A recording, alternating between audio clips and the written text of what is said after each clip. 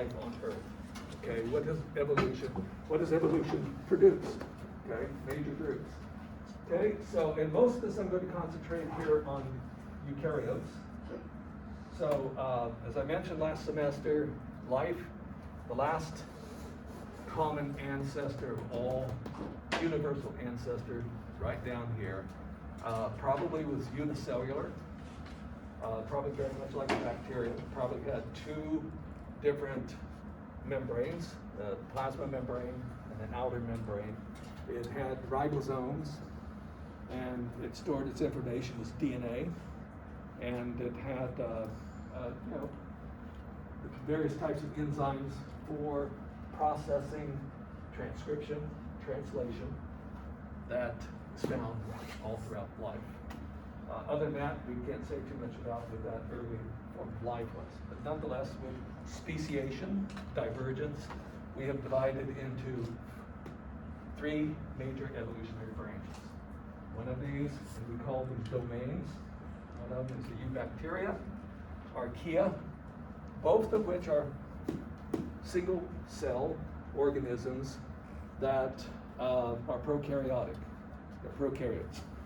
However, the Archaeans are more closely related to eukarya. Now, I am being very inconsistent with what I call this domain. It can be called eukaryota or eukarya. Both of them are valid. But what are the apomorphies that justify the statement that Archaea is more closely related to, by evolutionary descent, to the eukarya? Is that introns. Bacteria do not have introns. Most Archaeans don't have many introns, but eukaryotes have a lot. But nonetheless, they have introns. Okay, so that's an apomorphy. Both of these groups have three types of RNA polymerases, whereas bacteria have only one type of RNA polymerase.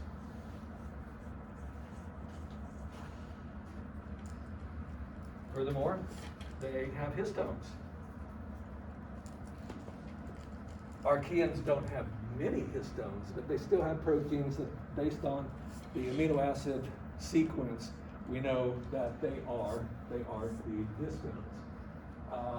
And furthermore, certain types of general transcription factors are found in both Archaeans and eukarya. Okay. Now, whether eubacteria are monophyletic, we're not going to worry about that. Okay, they probably are, but nonetheless, this supports apomorphies for putting together these two groups. Okay, Archaeans are also monophyletic. They have cell walls, but it's not peptidoglycan. Now, we can't really say peptidoglycan is an apomorphy for eubacteria. Because we have some ambiguity. Who's going to be the outgroup, the polarized presence of peptidoglycan versus the absence? How can we tell by outgroup comparison which one is ancestral and which one is derived? What would be the outgroup? We don't have an outgroup, and that's been one of the problems with this deep branching of the tree. Nonetheless, they do have unique cell wall composition. We don't need to worry about what it is, but it's only found among them. They also have very interesting membrane lipids. Most of the lipids in the membranes of both eubacteria and eukaryotes is phospholipids, okay, where they have on glycerol two fatty acid chains. The two fatty acid chains are linear. These are branching. The fatty acid chains are branching. Okay, they have branches. Furthermore, they sometimes have this type of arrangement.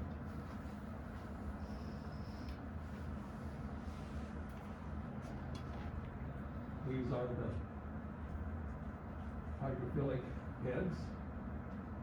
But sometimes on some of these, this is the inner leaf, is that they'll have fatty acids branched that go from one side to the other, instead of being separate. Okay, that's unique to Archaeans. Okay, so that shows the monophyly of archaeans. Exactly the origin of eukaryote, we don't know, but we do, it may have been the fusion product of some ancient archaean and a bacterium. Okay, they may have fused together. We don't, that's a hypothesis, we don't know. But nonetheless, the eukarya are monophyletic, and there's plenty of evidence for that. One thing, and these are apomorphies, synapomorphies, is that eukaryotes have a nucleus and membrane-bound organelles. We talked about those last semester. Archaeans do not have a nucleus. Furthermore, the DNA in eukarya, linear instead of circular. In archaeans, the DNA is circular. Furthermore, the genome is carried on more than one DNA molecule. There's multiple linear DNA molecules that constitute the genome, whereas in both archaeans and in eubacteria is that there's one single circular DNA molecule carries the whole genome. So this is an apomorphy. Sterols in the membrane. There are some sterols in certain groups of eubacteria, but not many. I'm still counting this as an apomorphy.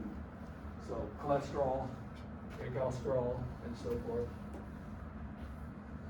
Extensive cytoskeleton.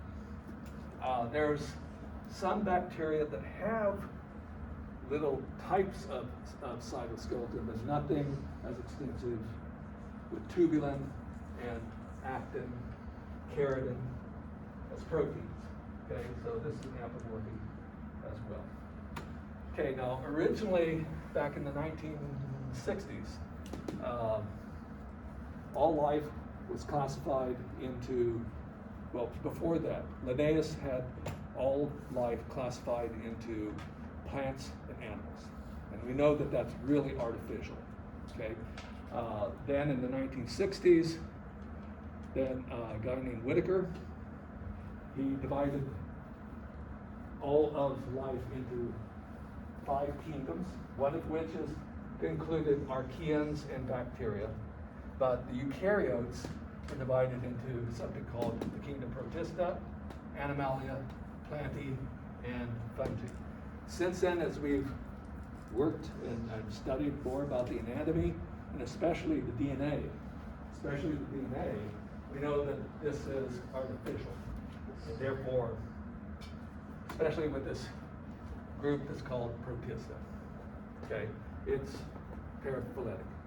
Therefore, we get rid of it. Still, this word protistan is useful if you use it with lowercase as an adjective, because we very easily recognize plants, very easily recognize animals and fungi, okay? So this protista was anything that was not a plant or an animal or a fungus, right? Which made it very paraphyletic. Okay, oldest representative of eukaryotes, Proterozoic fossil, about 1.5 billion years old, sorry. And eukaryotes may have occurred earlier. This is the oldest proof that we have, evidence of when they were around. So one of the things in the evolution of the cell for eukaryotes is the evolution of nucleus and ER. That probably is derived from the plasma membrane. Okay, so if we have here's our DNA, and we have a highly folded plasma membrane associated, so this is the plasma membrane I'm showing. And we have very highly folded in, oops, did that wrong.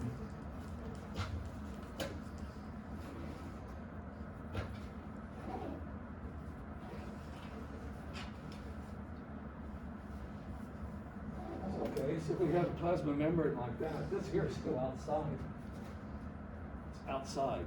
But still, there's reasons for membrane to be associated close to the chromosomes. But now what happens if we just join that together, join these things together? What's unique about the nuclear envelope?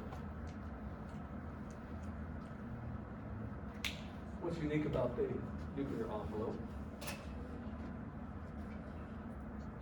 How many phospholipid bilayers does it consist of? Two. This here leaves you with two membranes, all right? Probably so. And probably the ER also came from invagination of the membrane. Mitochondria. They talked about this last semester.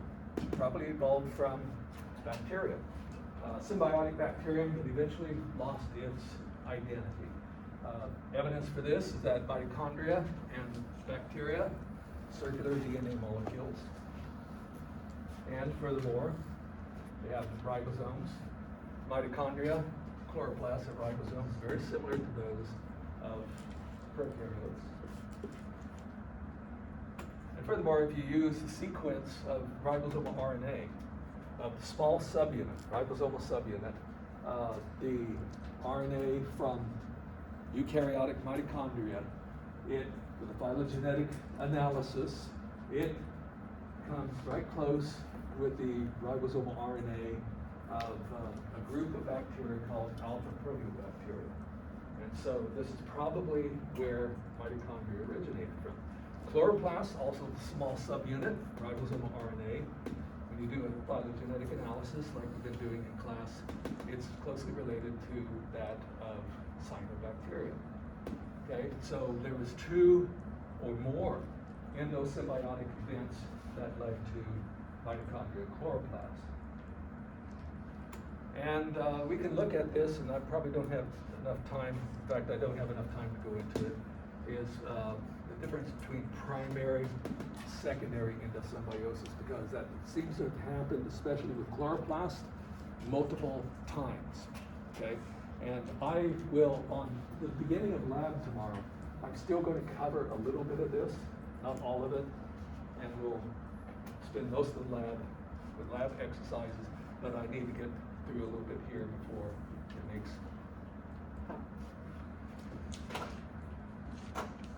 Okay. Any questions?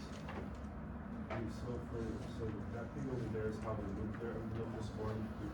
Yeah, from invagination of the plasma membrane. And what are those? Was it bacteria or? No. These are chromosomes. This is early eukaryotic cell or pre-eukaryotic cell, and having plasma membrane invaginate, surround the chromosomes, and eventually that gets broken off. So this is just the nucleus now. Would it be engulfed by another cell or? No, this is not endosymbiosis. So the origin of the nucleus is not by endosymbiosis. It's probably by invagination of the plasma membrane, and then fusion of those invaginated pieces.